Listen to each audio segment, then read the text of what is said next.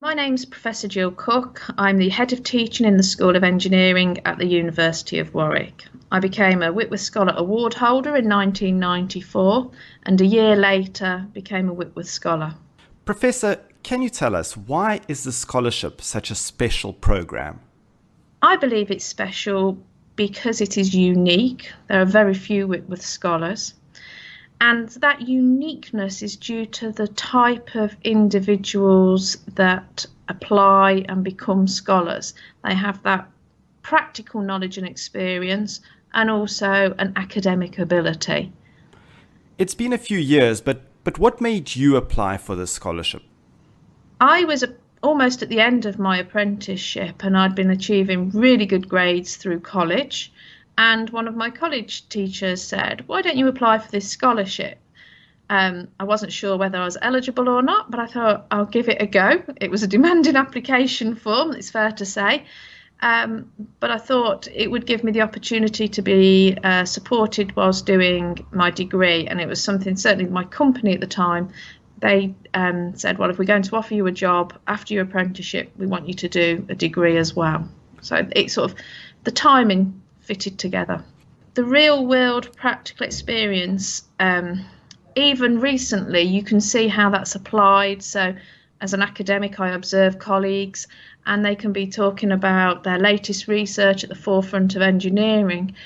But it still links to things that are happening out on the shop floor in a manufacturing environment and day-to-day problems that are being solved that can impact on industry. So I think having that context of that practical experience enables you to have a firm platform in which to sit the theoretical applications and knowledge.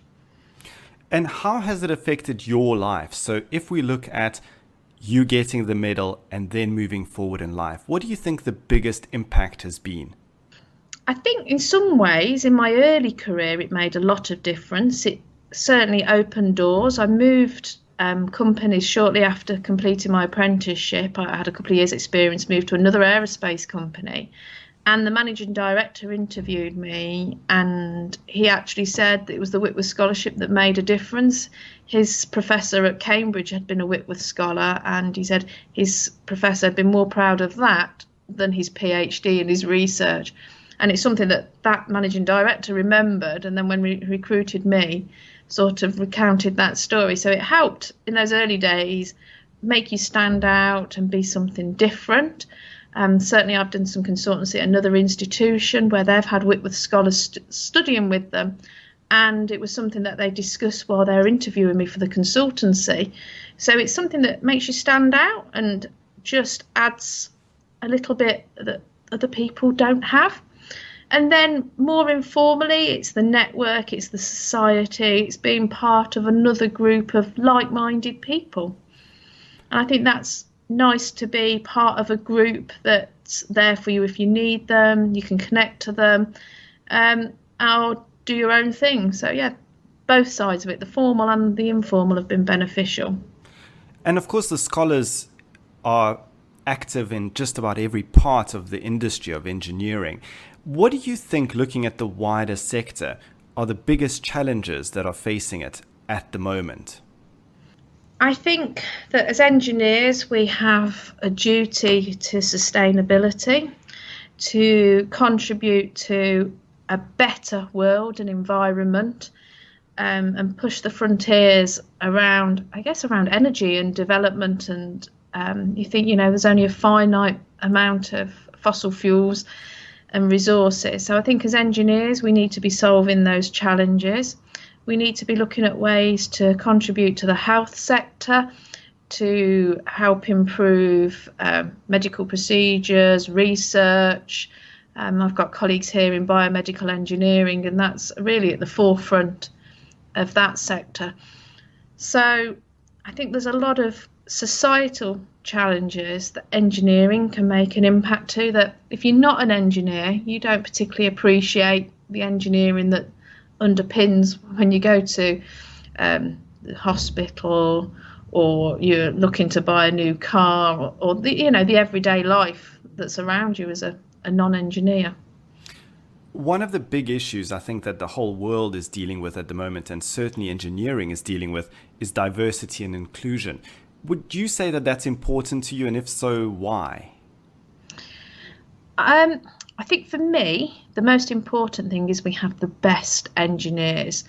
It doesn't matter whether they're male or female, whether country of origin or political or religious beliefs are. I think to solve the society's challenges, we need the very best engineers. And regardless of those other characteristics, we all ought to be treated with dignity and respect. You've obviously read up about Sir Joseph and his life, and you relate to some of his beliefs and personality traits in some ways, his drive for precision, and all of the inventions that he had during his life. How does that speak to you? I think for me, the one aspect of his work that really appeals and resonates with me is his work around standardisation, his contribution to uniformity and measurement.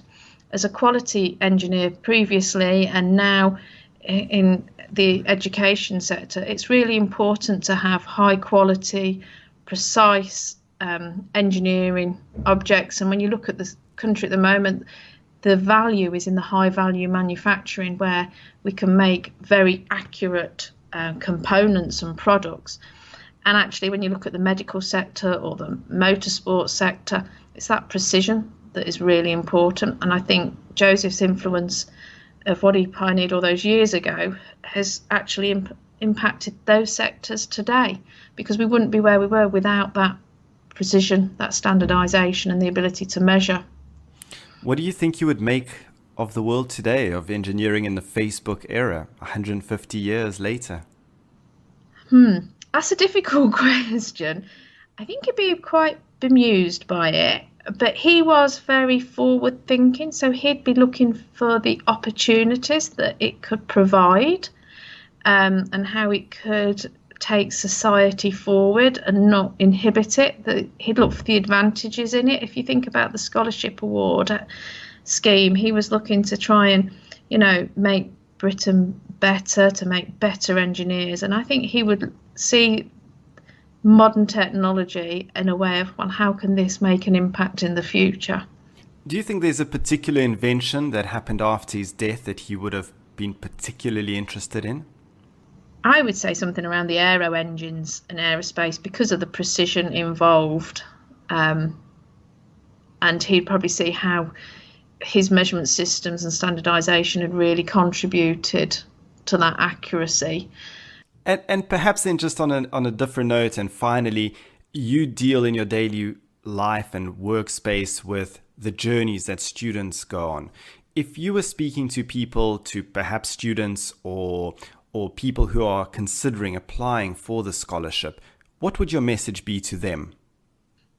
Engineering is probably the most worthwhile and rewarding career you can follow. It has the potential to impact many, many people in a positive way and society.